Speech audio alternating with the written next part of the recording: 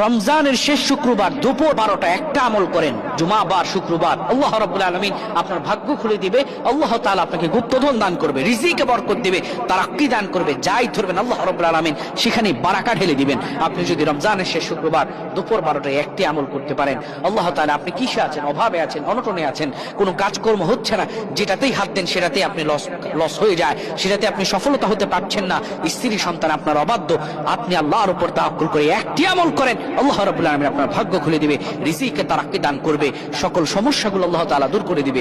জীবনে আমাদের সমস্যার বিপদ যেন কাটেই না। আল্লাহ তাআলা বলেন বিপদ আসে দুই কারণে। কয় কারণে? দুই কারণে। এক নম্বরে আল্লাহ রাব্বুল আলামিন বলেন, ওয়া মা আসাবাকুম মিন মুসিবাতিন ফাবিমা কাসাবাত আইদিকুম, যা তোমাদের উপরে বিপদ আসে সবগুলো তোমাদের হাতের কামাই।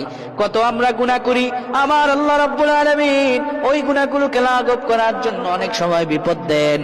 আবার আল্লাহ তাআলা বলেন, ওয়ালানাবলুওয়ান্নাকুম বিশাইইম মিনাল খাউফি ওয়াল জু, ও আমার বান্দারা শোনো শোনো, আমি রব আল্লাহ তোমাদেরকে বলছি, আমি অনেক সময় তোমাদেরকে পরীক্ষা করার জন্য বিপদ দেই। সুবহানাল্লাহ।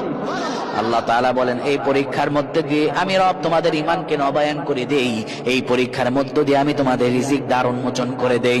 আল্লাহ তাআলার এই দিয়া সর্বশ্রেষ্ঠতম দিন রমজানের দিন, আর এই দিন যদি হয় শুক্রবার, আবার আল্লাহ বলেন দোয়া কবুল।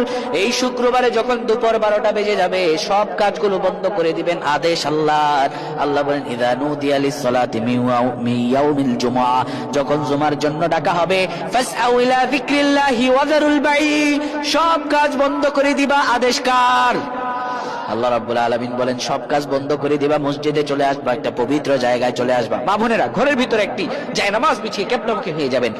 এরপরে আপনি যখন দুপুর 12টা বেজে যাবে, আল্লাহর খাস একটা নাম আছে আর রহমান, এটা পড়বেন 7 বার। এটা পড়ার আগে 3 বার